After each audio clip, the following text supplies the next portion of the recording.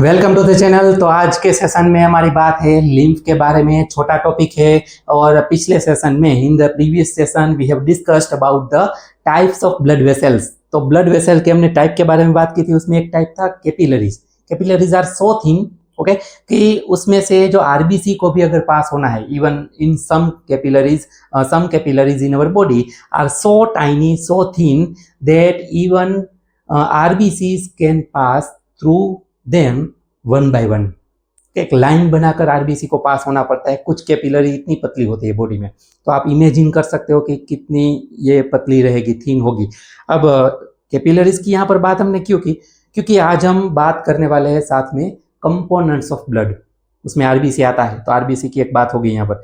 तो ब्लड के कंपोनेंट है वो आपको पूछे या तो फिर उस रिलेटेड कोई क्वेश्चन हो तो आपको आ जाना चाहिए कि ब्लड के कंपोनेंट में आरबीसी होते हैं, red blood cells, okay, and haemoglobin उसमें साथ में आप ऐड कर सकते हो विच ट्रांसपोर्ट्स ऑक्सीजन।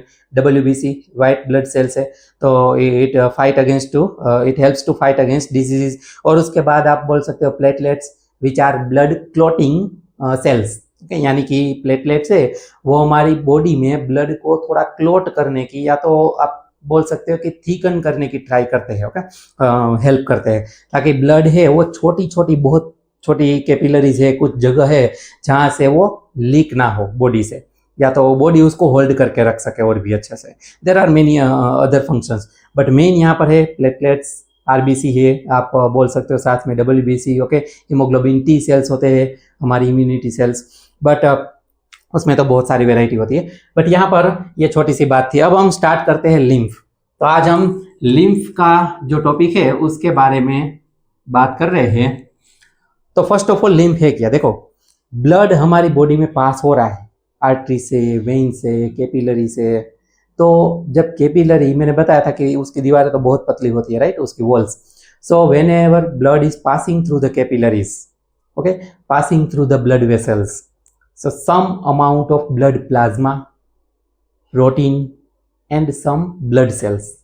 तीन चीजों की बात की, ब्लड प्लाज्मा, प्रोटीन जो कि बहुत कम होता है प्रोटीन, और ब्लड सेल्स वो भी बहुत कम होते हैं, उसमें आरबीसी नहीं होते, okay, right. RBC can not escape from the walls of capillary. RBC है, रेड ब्लड सेल, वो छूट नहीं सकते क्योंकि वो साइज में बड़े, तो एस्केप नहीं कर सकते, भाग नहीं सकते, निकल नहीं सकते। So they do not get leaked.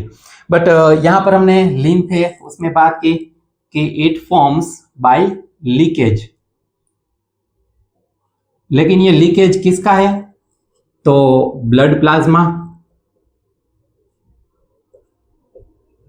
एक तो ये लीकेज होता है, फिर उसके बाद some blood cells and small amount of protein, okay. ये स्पेसिफाई इसीलिए मैंने किया है कि प्रोटीन है उसका अमाउंट स्मॉल ही रहता है, कम रहता है, तो ज्यादा नहीं होता है, तो ये खास चीज। तो ये इन सब का लेके ब्लड प्लाज्मा तो आपको पता है कि it forms almost 80% component of the blood. 90% component of the blood is blood plasma. It is mainly made up of water. उसमें तो ब्लड प्लाज्मा में भी वैसे 80% तो वाटर ही होता है। तो इन शॉर्ट इस तरह की चीजें है कि 80% के आसपास वाटर है, और कुछ चीजें है हमारे जैसे हमारी एंटीबॉडीज हो गई, इम्यून सेल्स हो गए, उससे बनता है ब्लड प्लाज्मा। अब ये ब्लड प्लाज्मा खुद 80% के आसपास कंपोनेंट हो जाता है ब्लड का, और ब्लड में बाकी का 20-15% क्या होगा? तो ये सब होगा ब्लड सेल्स है, सम अमाउंट ऑफ प्रोटीन है, कई सारे ब्लड में तो वैसे बहुत सारे प्रोटीन होते हैं, हमारा डाइजेस्टेड फूड होता है, फिर उसके बाद ऑक्सीजन, नाइट्रोजन, CO2, ये सब गैसेस तो है ही, तो और सारे ब्लड सेल्स भी है, बहुत सारे आरबीसी, डब्ल्यूबीसी, टी सेल्स है। तो मेन यहाँ पर ये कुछ जो चीजें हैं, तीन चीजें ही है, ज्यादातर ये चीजें लीकेज हो जाती है हमारी कैपिलरी से, वॉल से, from the walls of blood vessels. So this leakage fluid, okay, it forms a tissue fluid. That's why lymph is also called tissue fluid. Tissue fluid या तो फिर simply lymph, तो lymphatic fluid। तो इसीलिए ये fluid बनाता है, इन सब मिलकर तो ऑब्वियसली फ्लूइड ही बनाएंगे, एक लिक्विड बनाएंगे। इस लिक्विड को हमने क्या बोल दिया? लिम्फ। अब ये लिम्फ है उसको ऐसे body can not afford to lose this much amount of this substances continuously from the body. So body cannot afford this to lose. So we have to collect these substances again and return it to the blood circulation. हमें ये सारे substance को collect करके blood को वापस दे देना पड़ेगा. तो ये कलेक्ट कौन करेगा? तो ये चीजें हम लिख देते हैं कि भाई एक तो लीकेज हो गया, now the turn is to collect. ये सारी चीजों को कलेक्ट कर लो. अब ये कलेक्ट करने के लिए कौन है? तो कलेक्ट करने के लिए है लिम्फ कैपिलरीज. ओके, ये लिम्फ कैपिलरीज है ना, वो इसको कलेक्ट करके लिम्फ वेसल्स को दे देती है. लिम्फ वेसल से वो लार्ज वेन को दे देती है, लार्ज वेन्स. तो इस तरह से आप याद रख सकते हो कि दिस टिश्यू फ्लूइड और लिम्फ, यही है लिम्फ. ओके, इनका मिक्सचर मतलब लिम्फ. ये लिम्फ को कलेक्ट करती है कौन? Lymph capillaries. अब ये लिम्फेटिक कैपिलरी कलेक्ट करके लिम्फ वेसल्स बन जाती है. बहुत सारी कैपिलरी होती है, they open, they joins, lymph capillaries joins to form lymph vessels. Now this lymph different lymph vessels opens into large veins. और वेन्स में तो कौन है? ब्लड. तो ब्लड को वापस मिल गया ना ये सब कुछ. तो इसीलिए इस तरह से वर्क करता है. एक और चीज, अगर आपको फंक्शन पूछे, ओके, मैं यहां पर लिख दूं फंक्शंस. तो लिम्फ के फंक्शंस क्या है? एक तो it helps in transport of fat. Okay, fat को ट्रांसपोर्ट करने में हेल्प करता है. And helps to fight against diseases.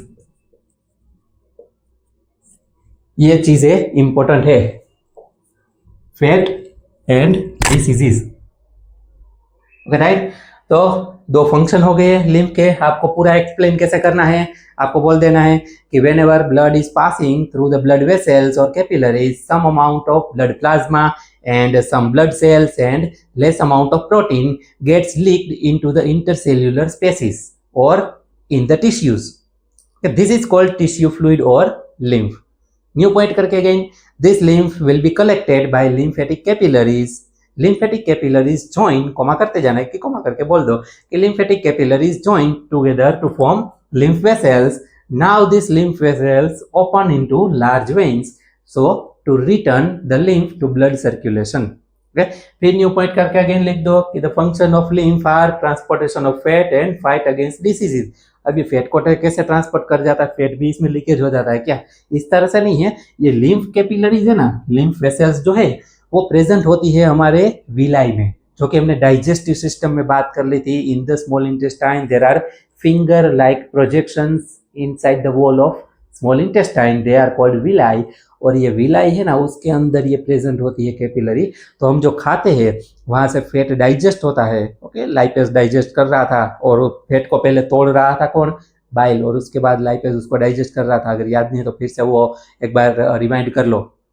तो वो जो फैट है उसको, डाइजेस्टेड फैट है उसको कलेक्ट कर लेगी है और लिम्फ से ये फ्लो करेगी. और डिसीज के अगेंस्ट कैसे हेल्प करता है? Fight. Okay, to how it helps to fight against diseases. तो इसकी एक और चीज है कि लिम्फ जैसे फ्लो हो रहा है ना, इसको हमारी बॉडी एक तरह से मान लो सर्विस लेन है. ओके, हमारी जैसे आपने देखा होगा कि कोई जो रोड है उसमें कोई ब्रिज का कंस्ट्रक्शन हो रहा है या तो रोड को रिपेयर करने का काम हो रहा है, तो साइड में से एक डाइवर्जन निकाल देते हैं. ओके, या तो फिर एक तरह से मान लो कि सर्विस रोड, सर्विस लेन होती है ना, कि जैसे ब्रिज है तो आपने नीचे भी रास्ता अलग से देखा होगा कि जो अलग से जा रहा है, जिसको हम सर्विस लेन बोल देते हैं. तो जब भी मेन रोड पर ट्रैफिक है, so we can diverse this traffic, some of the traffic to the service lane to reduce okay the traffic. तो अगर कोई बॉडी में कोई साइट पर इन्फेक्शन लगा है तो वहां पर हमें बहुत सारे हमारे इम्यून सेल्स को पहुंचाना है, WBC specifically.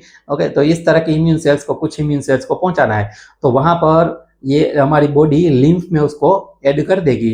And lymph will help to flow the blood cells, this immunity cells. Okay, so in this way it helps to fight against diseases. तो लिम्फ के टॉपिक में इतना ही था.